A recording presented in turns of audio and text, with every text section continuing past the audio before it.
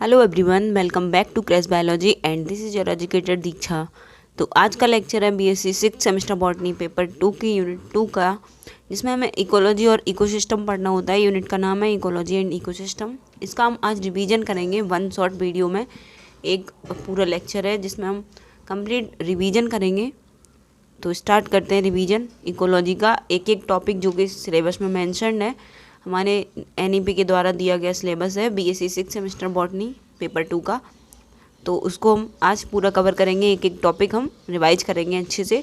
तो स्टार्ट करते हैं। सबसे पहले उसमें दिया हुआ है टॉपिक इकोलॉजी। तो इकोलॉजी की डेफिनेशन से स्टार्ट करेंगे। तो इकोलॉजी बना है दो वर्ड से मिलके। ग्रीक वर्ड्स हैं ओइकोस जिसका मतलब है हाउस और लोगोस जिसका मतलब है स्टडी। तो हमें हाउस यानी कि जहाँ पे हम रहते हैं अपने हैबिटाट में, उसकी स्टडी करनी है, और लोगोस का मतलब तो स्टडी है, तो स्टडी इकोलॉजी। तो डेफिनेशन देखते हैं। Ecology involves the study of inter relationships of organisms with one another and with the environment. तो इकोलॉजी में किस चीज़ की स्टडी होती है? जो इंटर रिलेशनशिप होता है ऑर्गेनिज्म का आपस में। जैसे डिफरेंट ऑर्गेनिजम्स हैं अर्थ पे, तो उनका आपस में क्या इंटर रिलेशनशिप है, किस तरह से वो आपस में रहते हैं, और उनका एनवायरनमेंट के साथ क्या रिलेशन है, ये हमें इस इकोलॉजी की स्टडी में पढ़ना होता है। इकोलॉजी में हम ये सारी चीज़ें पढ़ते हैं। तो इसी में फिर एक टर्म है इकोसिस्टम। इकोसिस्टम क्या होता है, इसकी डेफिनेशन देखते हैं। Ecosystem is an integrated system resulting from interaction of living and non living factors of the environment. तो इकोसिस्टम एक इंटीग्रेटेड सिस्टम है, मतलब इसमें बहुत सारी चीज़ें मिलके काम करती हैं और उनमें फिर इंटरेक्शन होता है आपस में लिविंग और नॉन लिविंग फैक्टर्स में एनवायरनमेंट के, फिर वो एक इंटीग्रेटेड सिस्टम बना देते हैं। तो इसी को हम इकोसिस्टम बोलते हैं, जहाँ पे हम रहते हैं, जो हैबिटाट है हमारा, जो ऑर्गेनिजम्स हैं वो आपस में किस तरह से इंटरकनेक्टेड रहते हैं, और कौन कौन से नॉन लिविंग फैक्टर्स उनको अफेक्ट करते हैं, उनका किस तरह से इंटरेक्शन है लिविंग ऑर्गेनिज्म का नॉन लिविंग फैक्टर्स के साथ, उसी को हम इकोसिस्टम कहते हैं। तो कंपोनेंट्स क्या क्या हैं इकोसिस्टम के? तो ओडम एक साइंटिस्ट थे इकोसिस्टम में, इकोलॉजी में 1971 में उन्होंने डिस्क्राइब किया था कि इकोसिस्टम में दो मेजर कंपोनेंट्स होते हैं। बायोटिक कंपोनेंट जो कि लिविंग कंपोनेंट होते हैं, और एबायोटिक कंपोनेंट जो कि नॉन लिविंग कंपोनेंट्स होते हैं। तो बायोटिक कंपोनेंट्स में होते हैं ऑटोट्रॉपिक और हीट्रोट्रॉपिक। ऑटोट्रॉपिक मतलब ऐसे ऑर्गेनिज्म जो अपना फूड खुद बना सकते हैं, जैसे जो प्लांट्स होते हैं, बैक्टीरिया होते हैं प्लांट्स में भी, फिर एल्गी, ये सारे ऑटोट्रॉपिक होते हैं। हीट्रोट्रॉपिक, इसमें फिर डिफरेंट टाइप के कंज्यूमर्स आ जाते हैं, primary consumer, secondary consumer, tertiary consumer, और जो हायर लेवल पे लास्ट कंज्यूमर होते हैं वो। तो इस तरह से इसमें कंज्यूमर आ जाते हैं जो फूड कंज्यूम करते हैं, और ये ऑटोट्रॉपिक जो फूड प्रिपेयर करते हैं, फूड बनाते हैं, फूड बनाने वाले और फूड खाने वाले। हीट्रोट्रॉपिक और ऑटोट्रॉपिक ये बायोटिक हो गए, लिविंग हो गए, जो जिंदा है। इसके बाद जो नॉन लिविंग फैक्टर्स हैं उनको हम एबायोटिक कंपोनेंट्स बोलते हैं। वो क्या क्या हैं? इनऑर्गेनिक मटेरियल्स हैं, इनऑर्गेनिक आयंस, ऑर्गेनिक कंपाउंड्स भी इन्वॉल्व होते हैं एबायोटिक कंपोनेंट में, और क्लाइमेटिक और इडेफिक फैक्टर्स। क्लाइमेट मतलब जो एयर, वाटर, लैंड, ये सारी चीज़ें हैं, और इडेफिक मतलब जो सॉइल की कंडीशन है, इडेफिक फैक्टर्स बोलते हैं सारे सॉइल के जो भी कंडीशंस हैं, क्या टाइप है, अलग अलग एरिया में अलग अलग सॉइल टाइप्स होते हैं। तो ये सारी चीज़ें एबायोटिक कंपोनेंट्स में आती हैं इकोसिस्टम के। तो ओडम ने जो डिस्क्राइब किए थे बायोटिक और एबायोटिक कंपोनेंट्स, वो हमने देख लिए। तो एक इकोसिस्टम में ये सारे कंपोनेंट होंगे, और इकोसिस्टम के एग्जांपल्स होते हैं फॉरेस्ट इकोसिस्टम, क्रॉपलैंड इकोसिस्टम, और एक्वेटिक इकोसिस्टम जैसे एक्वेरियम होता है। तो ये मैन मेड इकोसिस्टम भी हो सकते हैं और ये नेचुरल इकोसिस्टम भी हो सकते हैं। ग्रासलैंड, फॉरेस्ट, ये सारे नेचुरल इकोसिस्टम होते हैं। पॉन्ड, उनमें आपको देखने को मिलेगा, जैसे पॉन्ड इकोसिस्टम की बात करें हम, तो उसमें आपको देखने को मिलेगा जो डिफरेंट टाइप की फिशेस होती हैं, और डिफरेंट टाइप के एल्गी और फाइटोप्लैंक्टन, जो प्लांट्स वाटर में रहते हैं, वो एक्वेटिक प्लांट्स, ये सारे फूड बनाते हैं। ठीक है, ये हो गए ऑटोट्रॉपिक कंपोनेंट, जो ऑटोट्रॉपिक हमने पढ़ा था बायोटिक कंपोनेंट में। फिर हीट्रोट्रॉपिक जो कि डिफरेंट टाइप के फिशेस, फ्रॉग्स और कुछ वाटर स्नेक्स, ये सारे ये हो गए हीट्रोट्रॉपिक। इनमें भी डिफरेंट डिविजन्स हैं, ये प्राइमरी कंज्यूमर होंगे, सेकेंडरी कंज्यूमर होंगे, या टर्सरी कंज्यूमर होंगे, ये हीट्रोट्रॉपिक हो गए।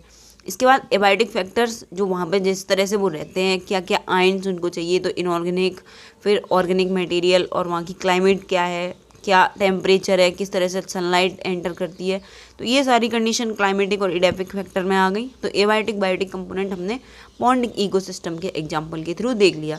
इसी तरह से ग्रासलैंड इकोसिस्टम होता है, फॉरेस्ट इकोसिस्टम होता है, डिफरेंट टाइप के इकोसिस्टम्स हम देखने को हमें मिलते हैं हमारी अर्थ पे, जो कि आप डिटेल्ड वीडियोज़ हैं उनमें पढ़ चुके होंगे और बुक्स में आप पढ़ लेना। ये हमारा रिवीजन है, तो अभी हम इतना ही पढ़ेंगे। कंपोनेंट ऑफ इकोसिस्टम हमने देख लिए। अब इसके बाद कंपोनेंट्स के बाद एनर्जी की भी ज़रूरत होती है एक इकोसिस्टम में, तो एनर्जी फ्लो भी पढ़ना पड़ता है हमें। एनर्जी फ्लो किस तरह से होता है इकोसिस्टम में, वो देखेंगे। Energy flow is the key function of an ecosystem. Energy flow एक की फंक्शन है, बहुत इंपॉर्टेंट फंक्शन है। बिना एनर्जी के किसी भी सिस्टम में, किसी भी चीज़ में कुछ भी नहीं होता। एनर्जी मस्ट है एक इकोसिस्टम के लिए। तो it is determined by 2 basic laws of thermodynamics. Thermodynamics के 2 बेसिक लॉज होते हैं, उनसे डिटरमाइन की जाती है ये। जो 2 लॉज पढ़े हैं हमने थर्मोडाइनमिक्स के, एक में एंट्रोपी पढ़ाई जाती है सेकेंड लॉ में, और फर्स्ट लॉ में हम पढ़ते हैं कि energy neither created not destroyed. तो ये डिफरेंट फॉर्म्स में बस चेंज होती है एनर्जी। तो इस तरह से एनर्जी के जो 2 थर्मोडाइनमिक्स के लॉ हैं उन पे बेस रहती है एनर्जी फ्लो भी इकोसिस्टम में। इसके बाद कुछ टर्म फैक्ट्स हैं एनर्जी फ्लो से रिलेटेड। तो एनर्जी फ्लो यूनिडायरेक्शनल होता है, एक डायरेक्शन में ही होता है, और यूजफुल एनर्जी में डिक्रीज होता है इकोसिस्टम में। एक एक करके डिफरेंट स्टेप्स पे जाके एनर्जी डिक्रीज होती जाती है। और जो सन की रेडिएंट एनर्जी है वो नॉन लिविंग सिस्टम में हीट की तरह चली जाती है, रिटर्न हो जाती है। और जो मेन सोर्स होता है एनर्जी का किसी भी इकोसिस्टम में वो सन होता है, ये याद रखना। तो सन एक इम्पोर्टेंट एनर्जी सोर्स है पूरे अर्थ पे किसी भी इकोसिस्टम के लिए, चाहे वो ग्रासलैंड इकोसिस्टम हो, क्रॉपलैंड इकोसिस्टम हो, एक्वेरियम हो, पॉन्ड इकोसिस्टम हो, ये सारी चीज़ें एनर्जी फ्लो, एनर्जी कहाँ से आती है इनमें, सन से आती है। नेक्स्ट इकोलॉजिकल सक्सेशन, एक टॉपिक है हमारा इकोलॉजिकल सक्सेशन। इस पे मेरा लेक्चर भी पड़ा हुआ है, वीडियो अच्छे से मैंने पूरा समझाया है इकोलॉजिकल सक्सेशन क्या होता है, क्या क्या टाइप्स होते हैं इसके। आप जाके चैनल पे देख सकते हैं, मैं लिंक भी प्रोवाइड करा दूंगी डिस्क्रिप्शन में। तो ecological succession, it is the process of change in the species structure of an ecological community over time. तो टाइम प्रोसेस, टाइम के दौरान, टाइम जैसे जैसे बीतता जाता है उस तरह से किस स्पीसीज स्ट्रक्चर में, एक इकोलॉजिकल कम्युनिटी में कहीं पे भी किस तरह से चेंजेस आ रहे हैं। जैसे एक पॉन्ड इकोसिस्टम का एग्जांपल लें, उसके बाद जो पॉन्ड इकोसिस्टम एक टाइम पे फॉरेस्ट इकोसिस्टम में चेंज हो जाता है, डिफरेंट प्लांट्स आते जाते हैं और वो चेंज होता जाता है। ये हमने आपको पढ़ाया है लेक्चर में, आप जाके देख सकते हैं। तो वो जो प्रोसेस है किस तरह से वो उसमें चेंज आए स्पीसीज स्ट्रक्चर में, पहले सिंपल प्लांट, फिर उसके बाद कुछ हायर प्लांट्स आते गए और एक स्टेबल फॉरेस्ट कम्युनिटी बन गई। तो वो सक्सेशन हो गया, सक्सेस करते गए, एक से एक के बाद एक आते गए कम्युनिटी डिफरेंट, और वहाँ पे एक नई स्टेबल कम्युनिटी बन गई। तो उसको इकोलॉजिकल सक्सेशन कहा जाता है। तो इसमें हमें मेनली 2 चीज़ें पढ़नी थी, हाइड्रोशियर और जीरोशियर।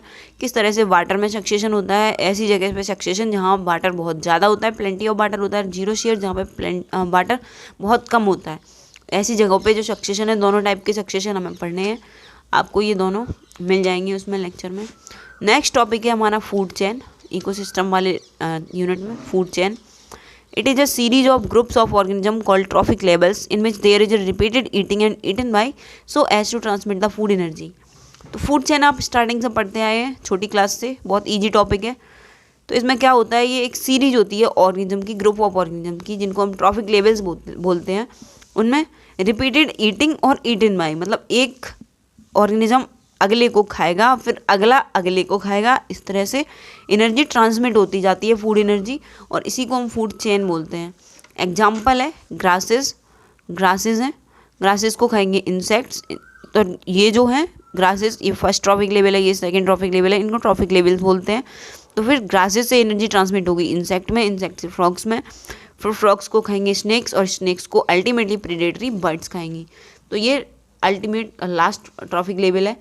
तो यहाँ से एनर्जी यहाँ तक आएगी, और वो भी एनर्जी आएगी 10% लॉ के द्वारा। आपने 10% लॉ भी पढ़ा होगा। तो इस तरह से एनर्जी का ट्रांसफ़र होता है, एक ऑर्गेनिज्म दूसरे को खाता है एक इकोसिस्टम में, उसी को हम फूड चेन बोलते हैं। नेक्स्ट टॉपिक है हमारा फूड वेब या फूड साइकिल। तो जो आपस में इंटरकनेक्टेड फूड चेन्स होती हैं उनको ही हम फूड वेब बोलते हैं। अभी जैसे हमने एग्जांपल देखा था फूड चेन का, तो ग्रासेस को इंसेक्ट्स खा रहे हैं, इंसेक्ट्स को फ्रॉग्स खा रही हैं। अब ग्रासेस को जैसे ग्रास हॉपर खाने लग जाए और फिर ग्रास हॉपर को कोई जैसे स्नेक खा ले और फिर ग्रासेस को अगर खरगोश खाए, इस तरह से इंसेक्ट वो जो कनेक्टेड होते हैं फूड चेन आपस में, तो उनको हम फूड वेब बोलते हैं। फूड वेब का मतलब ही होता है जाल, तो जाल बना लेते हैं जब फूड चेन्स, तो उसको फूड वेब बोलते हैं। इसकी डेफिनेशन देख लेते हैं। It is a network of food chains which become interconnected at various trophic levels so as to form a number of feeding connections amongst different organism of a biotic community. तो ये network होता है food chains का जो कि interconnected हो जाते हैं वेरियस ट्रॉफिक लेवल्स पे, जिससे कि एक नंबर ऑफ फीडिंग कनेक्शंस बन जाते हैं डिफरेंट ऑर्गेनिजम्स में, एक बायोटिक कम्युनिटी के डिफरेंट ऑर्गेनिजम्स में। तो ये हो गया फूड वेब। फूड चेन हमने पढ़ ली। बहुत इंपॉर्टेंट टॉपिक्स और इजी टॉपिक्स आपने पहले पढ़ चुके होंगे आप। इकोलॉजिकल पिरामिड्स, तो इकोलॉजिकल पिरामिड्स पढ़ेंगे हम। ग्राफिकल रिप्रेजेंटेशन होते हैं, चार्ल्स एल्टन ने दिए थे, इसलिए इनको हम एल्टोनियन पिरामिड भी बोलते हैं। ये कॉन्सेप्ट दिया था चार्ल्स एल्टन ने, याद रखना। एल्टोनियन पिरामिड के नाम से भी आ सकता है, तो ध्यान रखना। An ecological pyramid is a graphical representation of an ecological parameter like number और बायोमास और accumulated energy at different trophic levels in a food chain in an ecosystem. तो एक इकोलॉजिकल पिरामिड क्या होता है, एक ग्राफिकल रिप्रेजेंटेशन होता है। इस तरह से पिरामिड का शेप तो ये होता है ना, ट्राइंगुलर, तो इस तरह से ग्राफिकल रिप्रेजेंटेशन होता है। ऐसे ऐसे यहाँ पे हमने बना दिया। अब यहाँ से एनर्जी, यहाँ एनर्जी ज़्यादा थी, फिर इस तरह से कम होती जाएगी, अल्टीमेटली और कम होती जाएगी। इस तरह से ट्रॉफिक लेवल्स पे हम रिप्रेजेंट करते हैं कि क्या क्या रिप्रेजेंट किया जाता है, नंबर, बायोमास या एक्यूमुलेटेड एनर्जी। तो वो फूड चेन में किस तरह से कितनी एनर्जी या कितनी बायोमास या कितना नंबर है एक इकोसिस्टम में, उसको हम रिप्रेजेंट करते हैं। और ये कॉन्सेप्ट दिया गया था चार्ल्स एल्टन के द्वारा। तो इसमें मेनली हमें क्या याद रखना पड़ता है कि कौन सा पिरामिड अपराइट है और कौन सा इरेक्ट पिरामिड है, ये सारी चीज़ें हमें ध्यान देनी पड़ती हैं। तो आप ये डिटेल पढ़ लेना। तो अभी हम तो रिवाइज कर रहे हैं सिर्फ। Next, productivity, the amount of food energy produced और ऑब्टेन्ड और stored by a particular trophic level per unit area in a unit time और the rate of biomass production is called productivity. तो जो food energy का amount produce होता है या obtain होता है या स्टोर होता है एक पर्टिकुलर ट्रॉफिक लेवल पे पर यूनिट एरिया में, एक यूनिट टाइम में, उसको या फिर रेट ऑफ बायोमास प्रोडक्शन को हम प्रोडक्टिविटी कहते हैं। कितना बायोमास प्रोड्यूस हुआ एक यूनिट टाइम में, एक पर यूनिट एरिया में, एक ट्रॉफिक लेवल के द्वारा, उसको हम प्रोडक्टिविटी कहते हैं।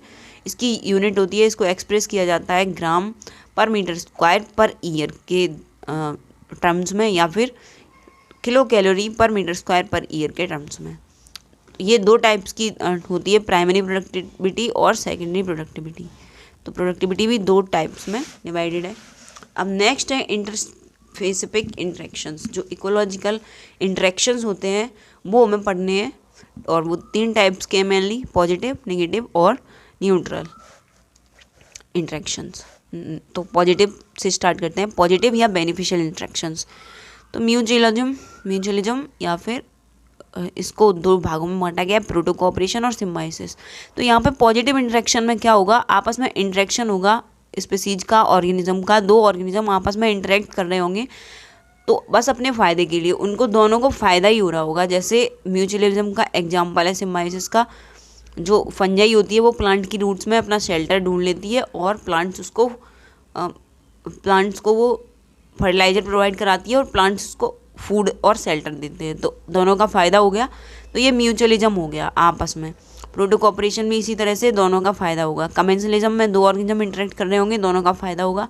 स्कैवेंजिंग होता है जब एक ऑर्गेनिज्म मर जाता है, जैसे किसी जंगल में मर गया, उसके बाद उसको फिनिश करने के लिए जो टाइगर्स, लायंस उसको ख़त्म करते हैं, तो उसको स्कैवेंजिंग बोलते हैं। तो दोनों का फ़ायदा हुआ। Next, negative interaction. इसमें दोनों का, एक का फ़ायदा होता है, एक का नुकसान होता है। नेगेटिव इंटरेक्शन में प्रीडेशन, तो प्रीडेटर जो शिकार करते हैं, एक प्रीडेटर होता है, एक प्रे होता है। तो प्रे जिसका शिकार किया जाता है, प्रीडेटर जो शिकार करता है।